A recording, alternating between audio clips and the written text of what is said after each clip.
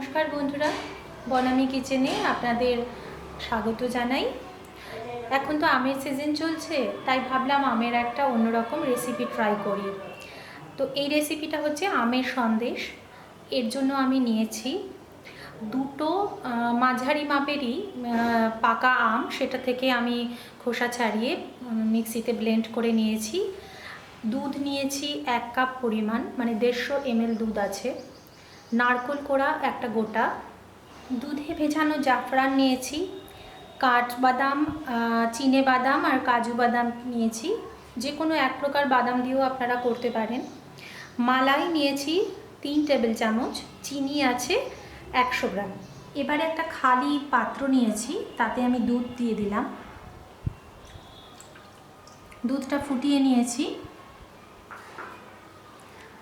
এর মধ্যে দিয়ে দিলাম চিনি।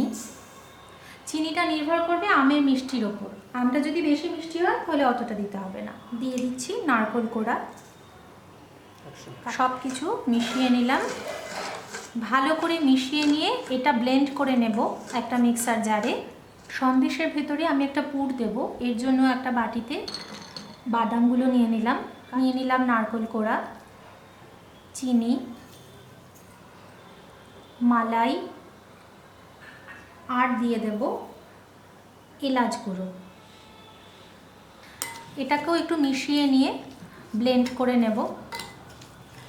আমের সন্দেশ বানানোর জন্য কড়াইটা হালকা গরম করে তাতে আমি দুধ আর নারকেলের যে পেস্ট বানিয়েছিলাম সেটা দিয়ে দিলাম। এটা এই যে জল জলে ভাব আছে, এটা কিন্তু কন্টিনিউ নাড়াচাড়া করে শুকিয়ে নিতে হবে।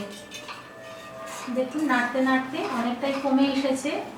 এরপরে আর একটু শুকিয়ে নিতে হবে, যেন একদম ড্রাই হয়ে যায় আর একটা চিপচিপে ভাব হয়।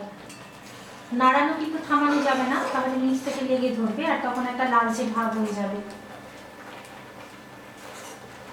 দেখুন কতটা কমে এসেছে। এবার এর মধ্যে আমি আমের পাল্পটা দিয়ে দেব।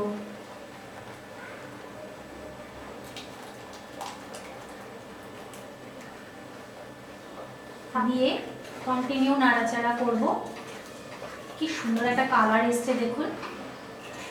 এটা ততক্ষণ অবধি করতে হবে যতক্ষণ অবধি এটার মধ্যে একটা স্টিকি ভাব না আসছে আর জলটা শুকিয়ে না যাচ্ছে।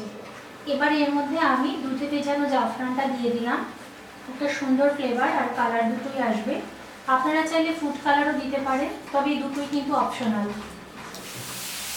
দেখুন এটা কিন্তু প্রায় হয়ে এসছে, তবে আরেকটু জলের ব্যাপারটা আছে।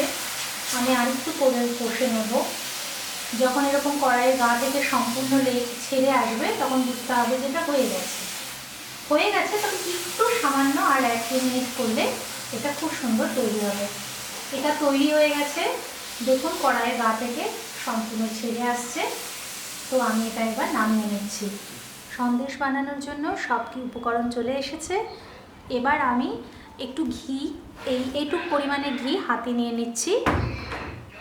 ঘিটা একটু মাখিয়ে নিতাম হাতে। এখান থেকে ছোট ছোট করে অংশ নিয়ে এরকম গোল গোল করে বলটা এরকম 2 হাতের তালুর মাঝখানে রেখে গোল করলেই একটা লাড্ডু তৈরি হয়ে যাবে।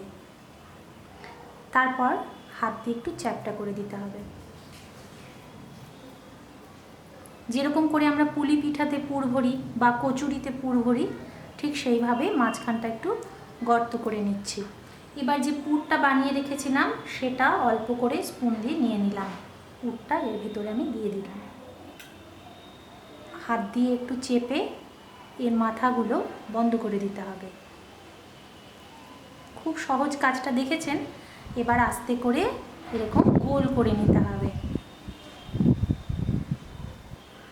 তারপর এরকম হালকা হাতে একটু রাউন্ড শেপ দিলেই লাড্ডু তৈরি হয়ে যাবে। লাড্ডুগুলো বানানো হয়ে গেল। এটাকে লাড্ডুও বলা যায়, সন্দেশও বলা যায়। সার্ভ করুন, দারুণ লাগবে খেতে। আমি একটা কেটে দেখাচ্ছি আপনাদেরকে। আস্তে করে কাটলেই একটু ধরতে হবে। দেখুন কতটা লোভনীয় হয়েছে। ভেতর থেকে দেখুন কি সুন্দর, খুবই টেস্টি। এটা তো বানানোর সাথে সাথেই মনে হবে খেয়ে ফেলি।